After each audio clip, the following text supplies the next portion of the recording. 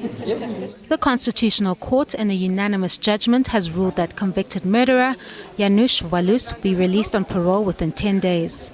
The Apex Court found that the decision by Justice Minister Ronald Lamola to deny Walus parole in 2020 was irrational. Walus, a Polish immigrant, shot and killed then South African Communist Party Secretary General Chris Hani in 1993 at the cusp of South Africa's realization of democracy. Hani's murder shook the country with fears that his death would lead to a civil war. Walus previously made 5 applications for parole and says he was reformed. The decision of the Minister of Justice and Correctional Services made in March 2020 rejecting the applicant's application for parole is reviewed and set aside. B. The Minister of Justice and Correctional Services is ordered to place the applicant on parole on such terms and conditions as he may deem appropriate, and to take all such steps as may need to be taken to ensure that the applicant is released on parole within 10 calendar days from the date of this order. The decision left Chris Hani's widow, Dimpo Hani, outraged. This country is finished, where in this country a foreign white can come into South Africa, kill my husband.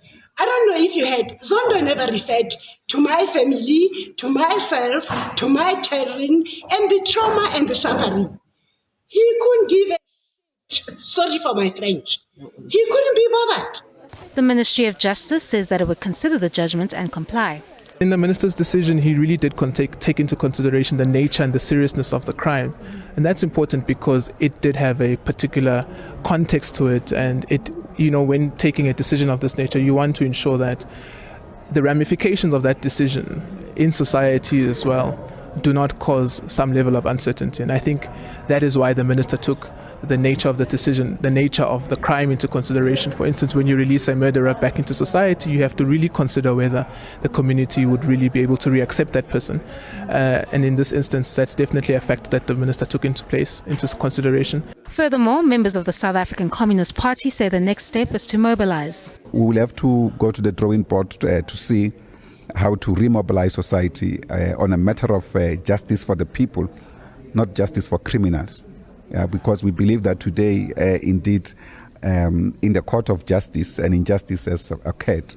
The Ministry of Justice has not elaborated on the details surrounding the parole process yet.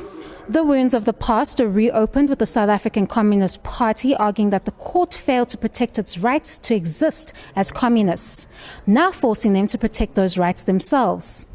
Kani Mapanga, SABC News, Johannesburg.